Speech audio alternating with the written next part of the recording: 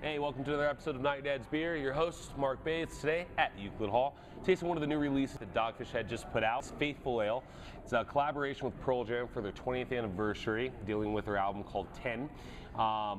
Lightly hopped, 20 IBUs, so not big. It's 7%, and it's brewed with currants. There's been 10 additions of currants added to the 1-hour boil process. Really a one-off beer. They only made 2,000 bottles for the US, which is extremely low, especially when they're trying to market craft beer towards Pearl Jam fans to get them into it. Really have no idea what I'm expecting off this beer. I've been told it's supposed to be something like a Belgian Golden blended with currants. I'm gonna tell you exactly what I get out of it. We're gonna get right into it. We're gonna see how it pours, smells, tastes. Be right back.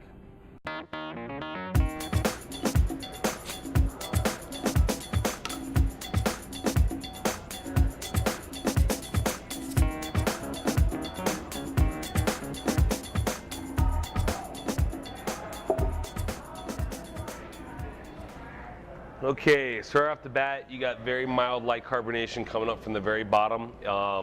It almost looks like a Pilsner, to be honest with you. That is just a clear, burnished, gold-looking color. The head is slightly frothy on top. Similar to a Belgian Golden, not nearly as rocky, but really tight white bubbles. Doesn't look like the head's really leaving, which is a nice thing. Carbonation will stay. Got a little bit of bubbles just coming up through the center. Should be an interesting beer. Let's give it a taste. Okay, so we got the beer poured, Faithfull Ale. Let's give it a good swirl, get some air in there, really release the aromaticness, if you will. Get the nose going. Head comes right back up, which is a good thing.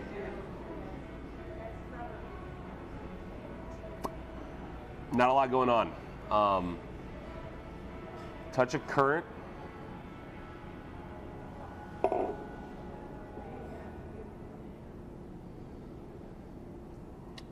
It smells like an American light lager. Very similar to a Coors might. I believe my girlfriend said reminds her of high school and bad decisions. Which is interesting to me because when there's a video that I saw that dealt with Sam from Dogfish talking to Eddie Vedder and the guys from Pearl Jam, and he asked, what do you drink so we know what we can make? And they said we drink red wine in an unnamed Mexican lager. So with that being said, there's a touch of currant, but honestly, this smells like a light lager. We're gonna go ahead and give it a taste.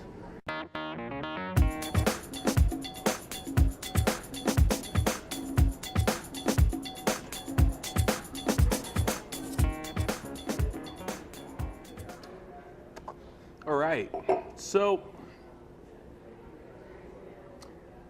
not the best beer ever made.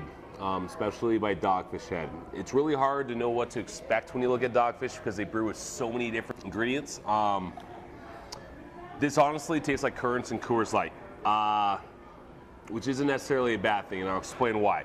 For a beer geek, this is a novelty beer. It's kind of a one-of-a-kind. 7% ABV means you can't age it. It's kind of cool just to have the bottle and say you've tried it. This is definitely not a bitch's brew or a hellhound on your ale per se. This is extremely light. It tastes almost like an adjunct lager with a touch of currants. Currants are on the very back, but honestly, it's just extremely light and very quaffable. The body itself is very, very light. It has a very smoothness to it that kind of coats the palate. Currants hit on the back end, and then it just kind of fades nice and smooth away.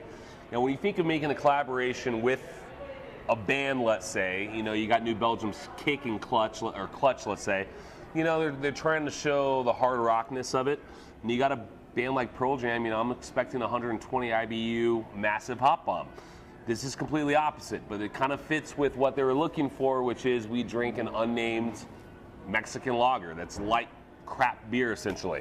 So they wanted to, sounds like they made something that would make it very easy for someone who doesn't normally drink craft beer to kind of transition into craft beer. Downside is you're going to be spending $17 for something that tastes like what you would have got a 24-pack for. That's a fact.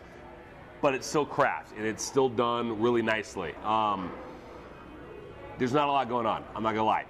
It's slightly malty, it's very creamy, it's covers the palate, a little bit of currants, not a lot. But for those who are not into craft beer, this is probably a really good transition. It's going to take you from drinking macro brewed crap, the Miller Lite, Coors Light, Budweiser, and really move you into something that you'll find to be delicious. And if this is your first one, well, let me tell you this. The world's your oyster in craft beer. You go down that rabbit hole and this is your first one, you're gonna be really happy. If you happen to be a beer geek and you bought this and you're watching this video and you're listening to what I'm saying, give this to someone you know who's never tried Dogfish, never really tried craft beer. They will love you and it will turn them on. Make someone else happy, and that's what I'm gonna do. I'm gonna give my bottle away to someone who didn't get Faithfull Ale that really, really wants it, or someone who goes, I don't drink craft beer, that's snobbish beer, and I'm gonna blow them away.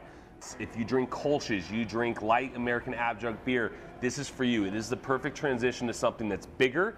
I mean, 7%, that alcohol is extremely well hidden. 7% also pushes it just above the line of a session beer. With that being said, thank you for joining us at Not Your Dad's Beer. Marc Bays, this is Dogfish Head's Faithfull Ale. See you next time. Dogfish Head's Pearl Jam collaboration, number 20, which is Faithfull Ale, and I gotta tell you guys, this surprisingly, it's not your dad's beer.